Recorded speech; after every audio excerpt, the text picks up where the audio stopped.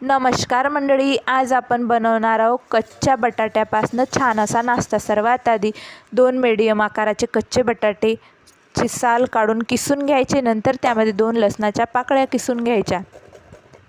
नंतर 1 चमच गव्हाचे पीठ, 1 चमच तांदळाचे पीठ, बारीक चिरलेली हिरवी मिरची, चवीनुसार मीठ, लाल तिखट, हळदी पावडर,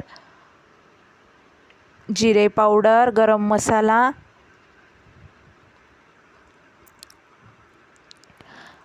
आणि थोडा लिंबाचा रस त्यामध्ये टाकायचा। नंतर व्यवस्थित अशा प्रकारे मिक्स करून घ्यायचे।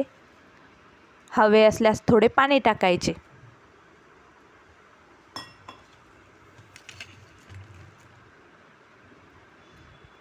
नंतर अशा प्रकारे गोळे तयार करून घ्यायचे।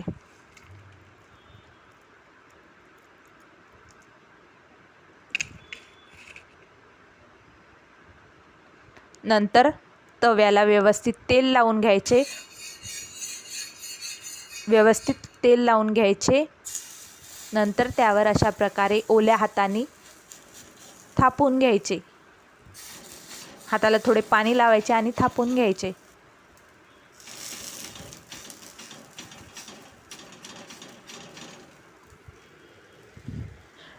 आणि दोन्ही साइडनी तेल लावून व्यवस्थित शेकून घ्यायचे।